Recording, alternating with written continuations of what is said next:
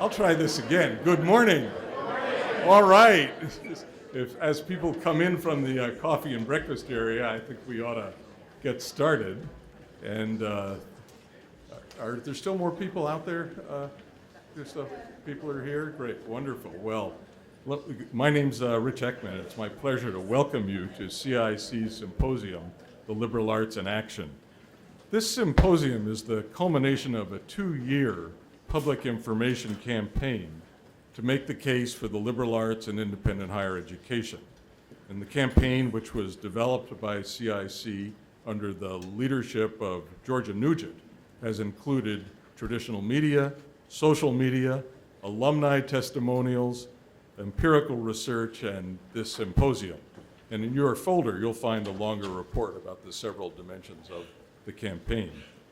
Today, we're here both to celebrate the liberal arts and to explore the impact of a liberal arts education on the lives of people both long after and shortly after their college days. Our distinguished speakers have not only accomplished many things so far in their lives, but they've also been unusually insightful about the relationship between education grounded in the liberal arts at a small college and the trajectory of their professional and personal lives. We're eager to hear from them. Why has CIC organized this symposium? Why has it carried out this public information campaign? It's no secret that the drumbeat of skepticism about higher education, especially the liberal arts, has been loud during the past decade. And several of our sister organizations and many colleges and universities are making strong cases parallel to CIC's own for the importance and effectiveness of this kind of education. Some have concentrated on the liberal arts as a field of intrinsic value. Some have studied the effects of liberal arts on people's lives and on their civic participation. And still others have made an instrumental, utilitarian case for the connection between the skills that one learns when studying the liberal arts and the usefulness of those skills in high priority professions in today's economy. CIC's campaign is focused on the non-academic public, high school students, their parents, shapers of opinion in the policy world and in the media. We have been aided immeasurably by avatars Art and Libby. Art, our college counselor, and Libby, a student whose tweeting activity has engaged literally thousands of prospective college students and their parents and others. And we certainly encourage you to tweet today to widen this conversation.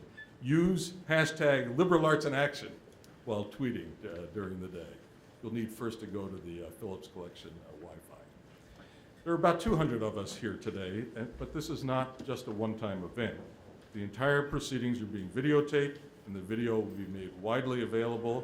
It's even possible, we hope, that individual sections of the program may be useful to a faculty member in a classroom setting.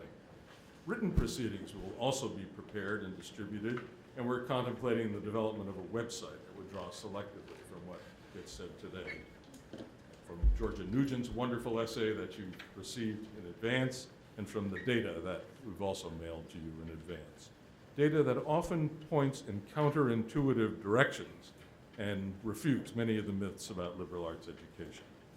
So in these ways, we hope that the conversation will continue long after today as we celebrate and probe the liberal arts in action. It's now my pleasure to introduce Dorothy Kosinski, the director of the Phillips collection. Dorothy, we're grateful to you for the opportunity to meet in this wonderful space.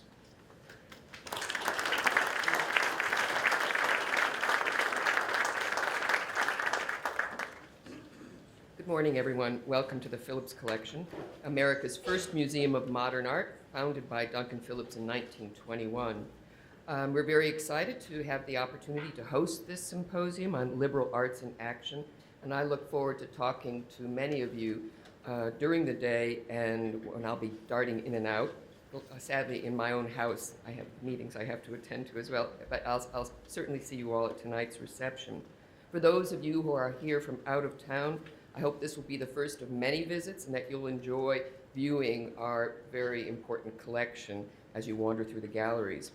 I'm very pleased that we have this opportunity from several personal vantage points. I have the privilege of serving on the National Humanities Council, and this is certainly a core subject from that point of view. But also, I think that the Phillips Collection could not be a better venue for these discussions about liberal arts in action. My staff and I try every day to actualize the very challenging concept that Duncan Phillips articulated in the 20s when asked, what are you doing? What is your project?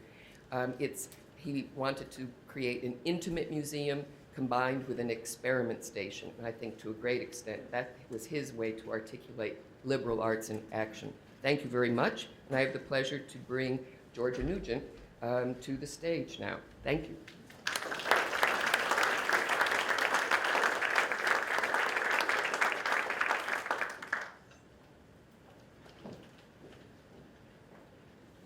Thank you. It's wonderful to have all of you here this morning. And thank you, Dorothy. We're delighted to be holding our event today in this tremendous cultural venue that is so lovely and so highly respected. I want to be brief, but I will just say a word about the origins and the guiding conception of the symposium.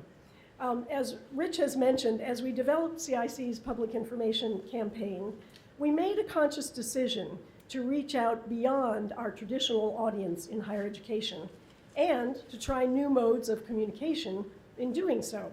For us, this entailed making many new choices. They ranged from developing a more varied color palette for our messages. I don't think CIC ever did sort of bling before. No. To relying more on visual information, such as infographics, rather than on dense print publications, to developing an entirely new website with an architecture intentionally designed for a non-professional audience. Some of the choices felt risky for our organization. For example, taking the leap to become very active on Twitter, and yes, even choosing to broadcast our message via cartoon characters. As some of you know, the latter actually proved to be one of the great successes, as we did garner thousands of followers, several stories in the press, and 2 national awards for our innovative use of social media. Given that a guiding principle of the campaign has been to step out of our comfort zone and communicate a bit differently, we felt that the capstone event of the campaign, this gathering today, should also take a somewhat non-traditional approach. From the beginning, we were determined that this would not be a conference by academics for academics. Instead of focusing on the history or the philosophy of liberal arts and independent higher education, which I have touched upon somewhat in my essay, instead of that, we decided to focus, if you will, on outcomes. This gathering is intended as a very tangible answer to the question we often hear today: what can you do with a liberal arts education? The men and women that we will hear today provide not only varied but inspiring answers to that question through their accomplishments, their lives, the values they exemplify. What can you do with a liberal arts education? Obviously, the answer is anything you set your mind to. And now let me introduce briefly a perfect example of that fact. Murray Horwitz will serve as our MC and host throughout the day today. Who could imagine a career that includes college and clown school? That's Murray. Winning Tony, Obie, Emmy, Grammy, and New York Drama Critics Circle Awards, and creating the much beloved NPR show, Wait, Wait, Don't Tell Me, as well as, and here I speak from my own experience, as well as serving as a wise and valued college trustee. Someone like that must be, wait, wait, don't tell me, a liberal arts graduate.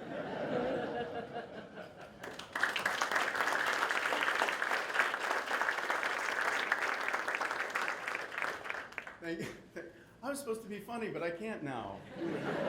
Thank you, Georgia. It's a great introduction. And you'll notice that, as Georgia kind of hinted, there'll be a different format to this thing from conferences that you're used to. I think a little bit different. Only a couple of speeches, and very highly anticipated ones at that. And tiny panels, as you see here. The most we'll have up here is 3 people, sometimes just 2. And you'll get chances to ask questions of the panelists, and I'll help to facilitate that. Now, why this format? And the answer, again, was hinted at by what George just said. There's no big culminating speech for this effort of the CIC. I mean, if you want a culminating speech, if you've not read George's terrific essay, it was, I think, mailed to all of you, I think probably sent via email as well, and there are copies out on the table. But this really, we wanted to do something more practical. There are several audiences here today. There are media people, there are a lot of college presidents, there are association people, there are public officials and public servants. And so, therefore, we wanted to give information and demonstrate what you can do with a liberal arts education, the incredible things you can do. And it's our hope that this information, this data, these stories will be kind of tools for you to make the case in your various fields. My role is I hope to provide, well, at least visual continuity. You'll see me up here a lot, sorry. And you'll see me down there a lot. You can think of me as a kind of non-Phil Donahue, I hope. I'll be circulating and helping to facilitate the Q&A. I will be, this is not quite intellectual speed dating, but we do have to move this along. We've got a lot of stuff to do today. One of the things that you can do with a liberal arts education is what my youngest son did. He was an honors history major and at a small private liberal arts college, and he's now a police officer in the Montgomery County, Maryland police system in Silver Spring. And so he's taught me a lot. I don't have a gun on me, but I will be a really tough timekeeper, I hope. And for example, you won't hear a lot of lengthy biographical intros of people. You've got them in your programs, and we don't mean to repeat that. I'll also tell all of our panelists and questioners, we'll have people with handheld mics to speak directly into the mic, because even though this is a small and wonderful auditorium, you won't be heard on the video and online if you're not talking into the mic. Yes, hashtag liberal arts in action. There's no punctuation, but it's not liberal arts in action, it's in action. The wireless network is Phillips. There is a non-secure Phillips and that you can hook into. And put your phones on vibrate, please, unless you want to be a laughingstock. And the restrooms, if you haven't discovered them already, at some point today you will. You just go out and you sort of keep walking, and there's good signage. And I look forward to this day. I'm very excited about it, as you might be able to see. And I want to introduce again Rich Ekman, who's going to introduce our first speaker. Thank you.